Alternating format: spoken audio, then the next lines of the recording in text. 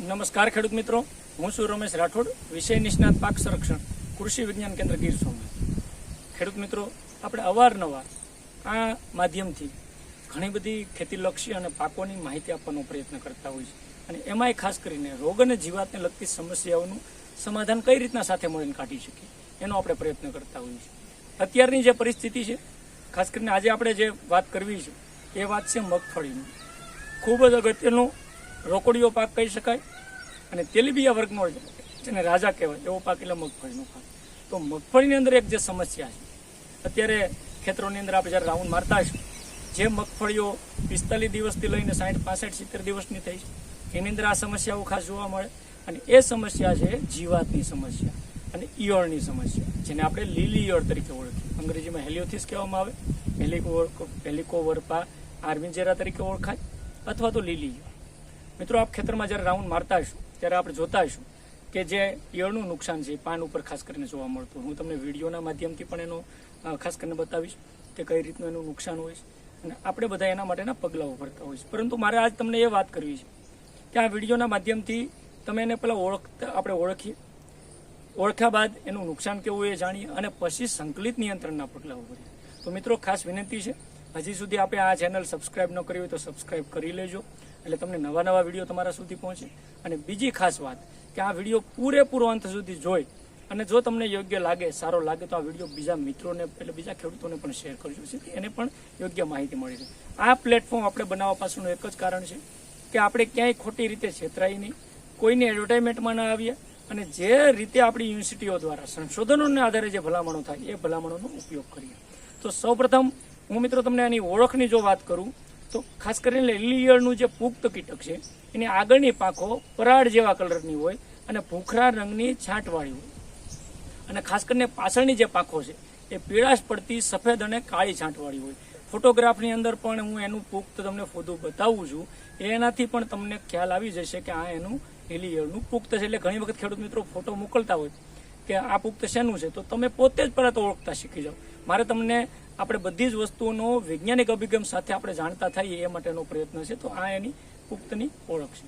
હવે એની જે ઈયળ છે એ ખાસ કરીને રંગ આમ તો લીલા રંગની હોય છે, કારણ કે લીલી ઈયળના નામ ઉપરથી લીલા રંગની હોય, પરંતુ એવું જરૂરી નથી કે લીલા રંગની જ હોય.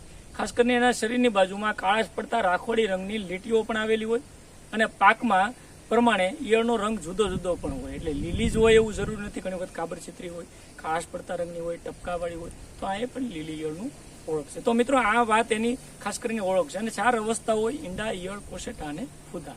એનું આખું જીવનચક્ર હું તમને ફોટોગ્રાફમાં બતાવું, તમે શાંતિપૂર્ણ રીતે જોઈ શકો કે એના ઈંડા અવસ્થા છે, એની ઈયળ, એના ફૂદા છે, અને એના કોશેટા અવસ્થાઓ. તો 4 અવસ્થામાંથી પસાર થતી. હવે એનું નુકસાન કઈ રીતના થાય, તો ખાસ કરીને આ જીવાત ઈયળ, આ જે લીલી ઈયળની ઈયળો છે એ કુમળા પાન, કારણ કે કોઈ પણ જીવાતને કુમળી વસ્તુ ખોરાક માટે અનુકૂળ આવતી હોય, એટલે કુમળા જે પાન છે અથવા તો નાની ડુંખો છે એને ખાઈને નુકસાન કરતી હોય. અને ઉપદ્રવ વધુ હોય તો છોડના પાન ખાસ કરીને ખવાઈ જવાથી ઘણી વખત ઝાંખરા જેવો થઈ જાય, એટલે વધારે પડતા એને પાન ખાસ કરીને ખવાઈ જતા હોય, અને છોડનો વિકાસ ઘણી વખત અટકી જતો હોય, અને જ્યારે નવી કુંપળો ફૂટે છે ત્યારે પણ આ ઈયળ દ્વારા એને ખવાઈને નાશ થતો હોય છે.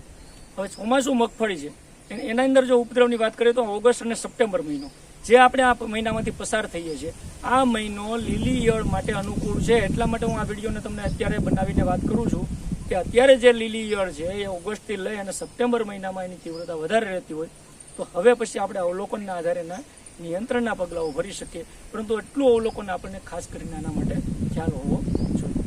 મિત્રો, ખાસ કરીને લીલી ઈયળના ઓળખ અને નુકસાનની તો આપણે વાત કરી દીધી. હવે અગત્યનું છે એનું સંકલિત નિયંત્રણ. ખાલી નિયંત્રણ નહીં, ફક્ત જંતુનાશક દવાઓ નહીં, પરંતુ સંકલિત નિયંત્રણ. અને હું વારંવાર કહું છું, સંકલિત નિયંત્રણની શરૂઆત પાકના વાવેતર પહેલાં કરવી જોઈએ. ઠીક છે, અત્યારે 60થી લઈને 70 દિવસનો પાક હશે, પરંતુ આવતા વર્ષોમાં પણ યાદ રાખવાનું છે કે ઊંડી ખેડ કરી અને આ જીવાતોના કોશેટા સૂર્યપ્રકાશમાં તપવા જોઈએ, અને એનો નાશ થાય તો એ જીવાતોની અવસ્થાને અટકાવી શકે. બીજો જે મુદ્દો છે એ ખાસ કરીને અગત્યનો મુદ્દો છે કે ખેતરની આજુબાજુ જો હજારી ગોલ એટલે મેરીગોલ્ડ જેને કહેવામાં આવે, હજારી ગોટાના જો આપણે ફૂલ છોડ રોપીએ તો એની અંદર પણ લીલી ઈયળનું ફૂદું, જે માદા ફૂદું છે એના ઉપર ઈંડા મૂકવા ટેવાયેલું છે, એને ગમે છે. તો આ ફૂલ ઉપર ઈંડું મૂકશે એટલે ઈંડાનો સમૂહ નાશ કરીને પણ મિત્રો આપણે એની અવસ્થા અટકાવી શકીએ. આમાં કોઈ ખર્ચ નથી. તો હજારી ગોટા અથવા તો ગલગોટા જેને કહીએ, મેરીગોલ્ડ કહીએ, એનું વાવેતર આપણે આજુબાજુ મગફળીની અંદર કરવું જોઈએ. ત્રીજો જે અગત્યનો મુદ્દો છે કે આના માટે સંકલિત નિયંત્રણની અંદર ફેરોમેન ટ્રેપ, અગાઉ પણ મેં વાત કરી હતી કે મગફળીની અંદર ફેરોમેન ટ્રેપ 1 વીઘે કમસે કમ 1 લીલી ઈયળ માટેનું ફેરોમેન ટ્રેપ ગોઠવી આ ફોટોગ્રાફની અંદર જે બતાવવું છે એ પ્રમાણેનું, અને એની અંદર લીલી ઈયળના જે નર ફૂદાઓ છે પકડાશે અને આપણને ખ્યાલ આવશે કે એની અવસ્થા હવે શરૂ થવાની છે. ઘણા બધા મિત્રોના પ્રતિભાવો મને આ વર્ષે પણ આવ્યા, ટ્રેપ ગોઠવી છે, ફૂદા આવે છે, લીલી ઈયળ બાદ લશ્કરી ઈયળના પણ એ ટ્રેપની અંદર મૂકી શકાય.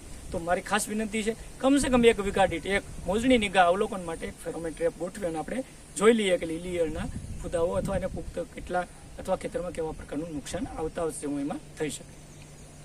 ત્રીજી વસ્તુ મહત્વની છે કે એના માટેનું એનપીવી, લીલી ઈયળ માટેનું એનપીવી, એચએનપીવી જે ખાસ કરીને આપણી કૃષિ યુનિવર્સિટીઓ બનાવે, સાવજ બ્રાન્ડથી જુનાગઢ યુનિવર્સિટીના કીટકશાસ્ત્ર વિભાગમાં જે બને છે, ફોટોગ્રાફની અંદર સ્પષ્ટ હું તમને બતાવું છું કે આ એનપીવી એક પંપની અંદર 25 ml એટલે 250 ml ની જે બોટલ છે એને 1 એકરની અંદર 10 પંપની અંદર આપણે કરવાનું છે. એકરની અંદર એનો સ્પ્રે કરવાનો છે. આ લીલી ઈયળનું એનપીવી એટલે કે ન્યુક્લિયર પોલીહાઇડ્રોસિસ વાયરસ એક પ્રકારનું વિષાણુજન્ય નિયંત્રણ થશે અને ખૂબ સારું સસ્તું, લગભગ પંપની કિંમત 12 થી 15 રૂપિયાની આ કિંમત પડતી હોય અને એટલું સસ્તું નિયંત્રણ મિત્રો આપણે કરી શકીએ. કોઈ ઝેરી દવાઓની જરૂર નહીં પડે.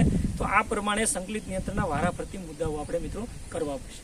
ત્યારબાદ જે મિત્રો ઓર્ગેનિક ખેતી કરે છે અથવા પ્રાકૃતિક ખેતી સાથે સંકળાયેલા છે કે કેમિકલ નથી વાપરતા, એના માટે જૈવિક નિયંત્રકોની અંદર પણ ખાસ કરીને એઝાડિરેક્ટિન જે 1500 ppm બજારની અંદર મળતું હોય નીમ ઓઇલના નામે અથવા એઝાડિરેક્ટિનના નામે, એ એક પંપની અંદર 15 લીટર પાણીમાં 60 ml નાખીને છંટકાવ કરીએ તો પણ લીલી ઈયળની શરૂઆતની અવસ્થાઓને આપણે ખૂબ સારી રીતે નિયંત્રણ કરી શકીએ.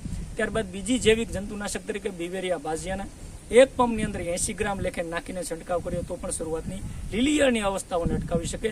અત્યાર સુધી જે મેં વાત કરી એ તમામ વાતો કેમિકલ વગરની, ઝેર વગરની, રેસિડ્યુલ ફ્રી વાત હતી. જો આમાંથી નિયંત્રણ થઈ જતું હોય તો કોઈ ખોટા ખર્ચ કરવાની જરૂર નથી.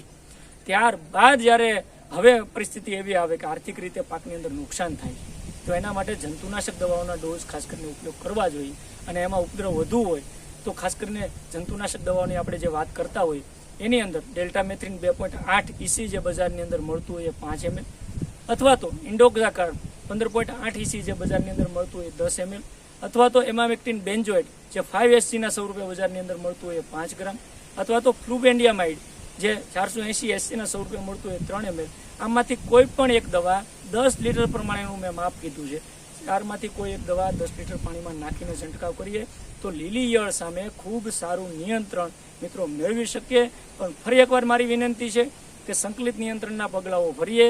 જો એનાથી નિયંત્રણ થઈ જાય તો કોઈ કેમિકલ દવાઓ છાંટવાની જરૂર નથી. આપણી મગફળી ઓર્ગેનિક રીતે કેમિકલ ફ્રી, ઝેર વગરની પાકી જાય અને ખર્ચ પણ ઘટી જાય અને પર્યાવરણ, જમીન, માનવ સૃષ્ટિ બધા જ ને મોટો ફાયદો થાય. તો આવતા દિવસોમાં આ મુદ્દાઓને ધ્યાને રાખીને મિત્રો આપ અપનાવશો એવી આશા સાથે આ વિડીયોને અહીંયા પૂરો કરીએ. તમારા કોઈ પણ નાના મોટા પ્રશ્નો આ બાબતની અંદર હોય તો મને મારા નંબર ઉપર કોલ કરી શકશો, મને વોટ્સએપ પણ કરી શકશો. પણ મિત્રો ખાસ વિનંતી છે, કોલ કરવાનો સમય 9 થી લઈને બપોરના 12 સુધી, બપોરના 2 થી લઈને સાંજના 6 સુધી આપ કોલ કરજો. એ સમય દરમિયાન આપણે શાંતિથી વાત કરી શકશું અથવા વોટ્સએપની અંદર ફોટોગ્રાફ અને આપણો પ્રશ્ન પણ લખશું. ટ્રાય કરીશ વહેલી તકે આપણને આપણા નિરાકરણ લાવવાના. આપ સૌએ સાથે મળી અને ખેતીની અંદર આવતા દિવસોમાં કેમિકલ મુક્ત ખેતી અથવા તો ઝેર મુક્ત ખેતી તરફ આગળ વધીએ. એ સાથે જ આ વિડીયો અહીંયા પૂરો કરીએ. આ વિડીયો જો આપને સારો લાગે તો બીજા મિત્રોને પણ શેર કરજો. આ ચેનલ સબસ્ક્રાઇબ પણ કરી લેજો. નવા નવા વિડીયો તમને મળતા રહે. તમારા કંઈ નાના મોટા પ્રશ્નો હોય તો આપ એના કોમેન્ટ બોક્સની અંદર પણ પ્રશ્નો કરજો. આજે એટલું જ. ફરી એક નવા વિષય સાથે, નવી માહિતી સાથે મળશું. ત્યાં સુધી મને રજા આપજો. આપ સર્વેનો ખૂબ ખૂબ આભાર. ધન્યવાદ. Thank you.